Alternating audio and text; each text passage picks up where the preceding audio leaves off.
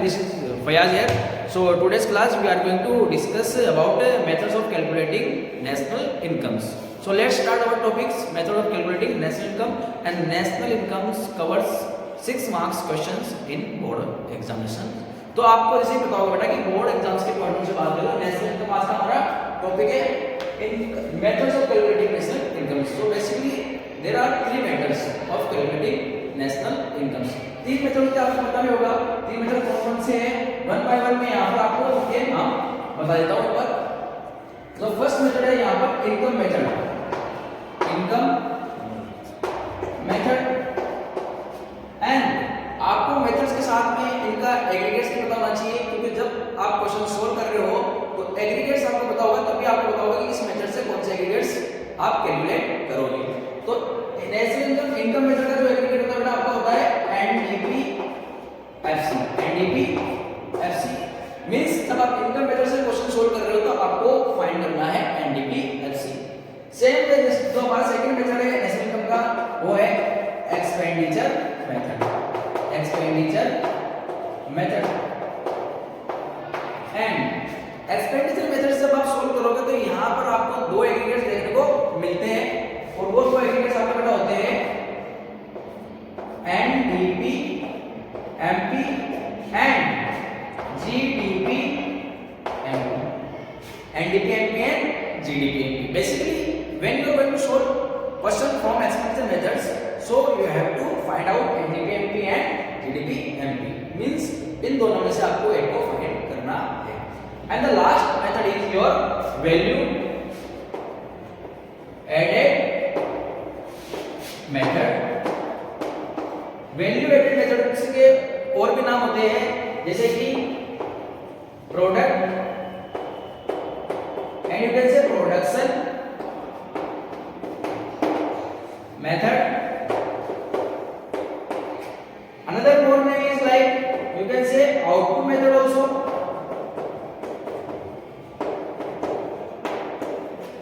और जब आप वैल्यू एडेड मेथड को सोल्व कर रहे हो, यहाँ से क्वेश्चन को सोल्व कर रहे हो, नेशनल इनकम को एस्टिमेट कर रहे हो, तो बेसिकली जो यहाँ पर एक पीरियड आपको मिलेगा वो आपको कैलकुलेट करना पड़ेगा GVMP.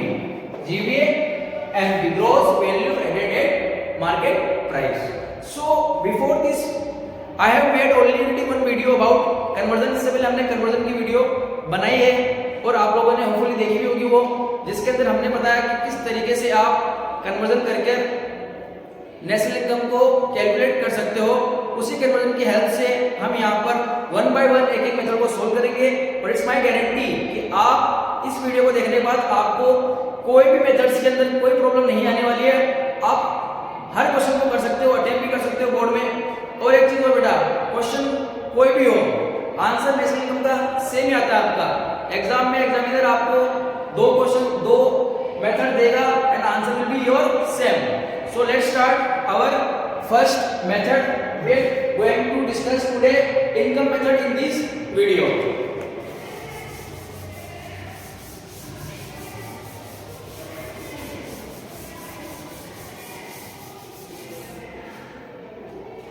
So let's start our income method. When we are going to solve income method, and from income method you will find NDP-FC. means जब आप इनकम मेथड को यूज कर रहे हो तो आपको बेसिकली कैलकुलेट करना है NDP-FC को. एंड NDP-FC को कैलकुलेट करने के लिए हमें जो आइटम्स चाहिए वो आपको मैं यहाँ मेंशन करवा रहा हूँ. आपको याद करनी होगी आइटम्स को. 3 आइटम की आपको रिक्वायरमेंट होगी एनडीपी-एफसी को कैलकुलेट करने के लिए. और यहाँ पर जो आपकी 3 आइटम है, इसमें सबसे फर्स्ट जो है वो है आपकी compensation of employ. Compensation of employees.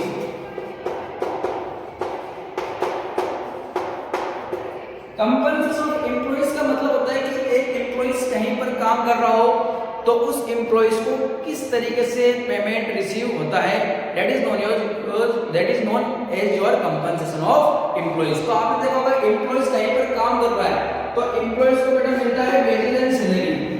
Wages and salary.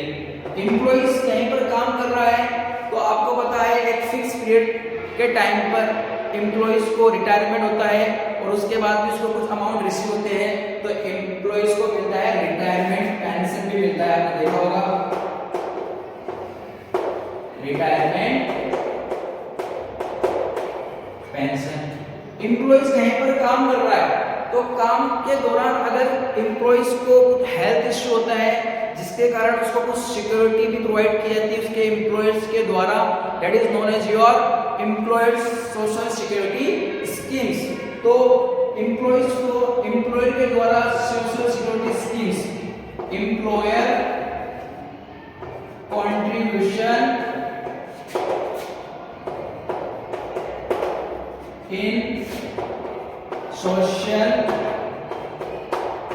Security schemes. मैं आपको बता दूं सोशल सिक्योरिटी स्कीम्स होती क्या है।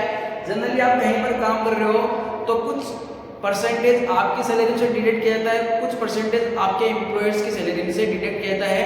इस अमाउंट को एक अकाउंट में डिपॉजिट किया जाता है, उसको बोलते हैं हम प्रोविडेंट फंड या पीएफ अकाउंट। तो यहाँ पर जो आपकी सैलरी है वो तो ऑलरेडी आपकी जो परसेंटेज आपकी सैलरी से डिडक्ट होता है वो तो ऑलरेडी आपकी सैलरी का पार्ट है, बट यहाँ पर जो एडिशनल आपको मिल रहा है वो आपके एम्प्लॉयर का कंट्रीब्यूशन है। सो आपकी सैलरी जो थी ऑलरेडी इंक्लूडेड है, आपको वो लेना है जो इंक्लूड नहीं था, तो इसीलिए मैंने यहाँ पर लिखा है एम्प्लॉयर कंट्रीब्यूशन। क्या लिखा बेटा? एम्प्लॉयर कंट्रीब्यूशन आपको लेना है जो कि इसमें सोशल सिक्योरिटी स्कीम्स में। इसके अलावा आपको क्या दिया होगा? इसके अलावा आप देखोगे वहां पर allowances also is a part of your compensation of employees.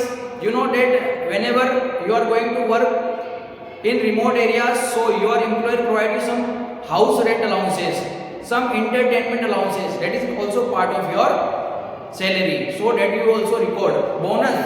Sometimes it is given bonus, so you have to remember these things. Compensation of employee means आपको क्या क्या लेना है? Wages and salary, retirement pension लेना है, आपको employer contribution and allowance and bonus. Remember this 5 things.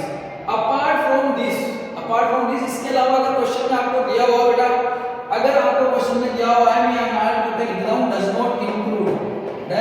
Not include बीच, इनको आपको नहीं लेना है।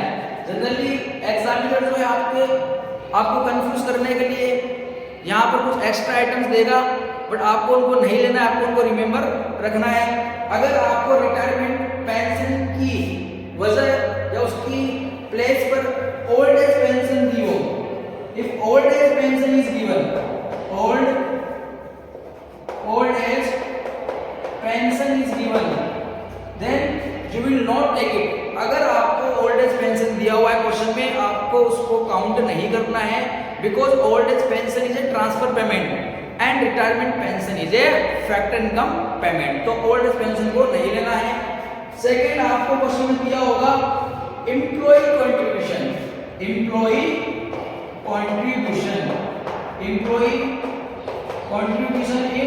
Triple S means employee contribution in social security scheme.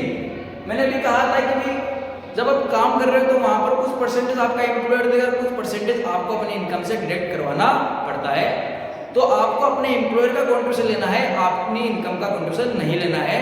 अगर क्वेश्चन में एम्प्लॉय कंट्रीब्यूशन दे रखा है तो आपको उसको ऐड नहीं करना है। तो बेसिकली कंपनसेशन ऑफ एम्प्लॉयज में आपने देखा होगा क्या क्या ऐड करना है? Wages and salary, retirement pension, employer contribution, triple S, allowances, bonus, इन सभी को। इसके अलावा भी payment in cash and kind भी दिया होता है कई बार, तो वो भी आप ऐड कर सकते हो। Payment in cash and kind, payment in cash and kind, that is also can take. और इसके अलावा कोई एक्स्ट्रा आइटम्स ही नहीं होगी। अगर आप इन सभी को लर्न करते हो, इन सभी को रिमेंबर करते हो, तो your compensation of employees finished. अगर क्वेश्चन में कंपनसेशन ऑफ एम्प्लॉइज गिवन है तो आपको इस आइटम्स को नहीं लेना है, बिकॉज ऑलरेडी एग्जामिनर ने ऑलरेडी आपको कैलकुलेट करके दिया हुआ है। सेकंड पे हम चलते हैं कंपनसेशन ऑफ एम्प्लॉइज के बाद, तो सेकंड आइटम वाली है उसको आपकी होगी operating surplus, operating surplus. First is your compensation of employees, आपने ऐड किया। सेकंड आपको देखना है क्वेश्चन में operating surplus. Operating surplus question में नहीं दिया हो तो ऑपरेटिंग सरप्लस का एक दूसरा नाम होता है बेटा, that's the different name, income from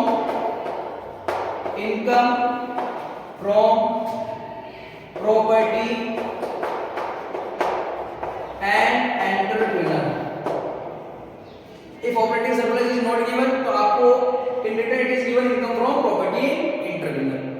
if income from property entrepreneur also not given, अगर ये भी नहीं दिया हुआ क्वेश्चन में तो आपको देखना है कि प्रॉपर्टी से आपको कौन कौन सी इनकम होती है।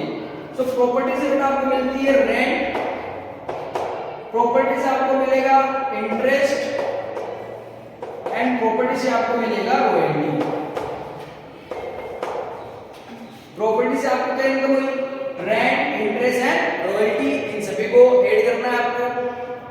रेंट आपने अपनी प्रॉपर्टी फिजिकल प्रॉपर्टी दे रहे थे, जिसपे आपको रेंट इंटरेस्ट मिलता है, and royalty we will get on our intellectual property, you know better about it. Next is entrepreneur. So what the entrepreneur will get, entrepreneur will get profit, entrepreneur will get profit. If profit is not given in question, अगर question में profit नहीं दिया हुआ है तो बेटा profit के again 3 parts होते हैं। Profit again displayed in 3 parts. One is your dividend, corporate tax and the last is retained earning,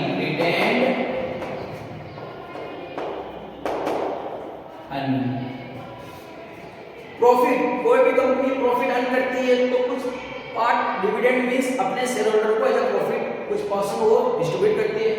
company have to give the corporate tax, company जब टैक्स देती है उसको बोलते हैं कॉर्पोरेट टैक्स, वो भी कंपनी को अपने प्रॉफिट से देना पड़ता है।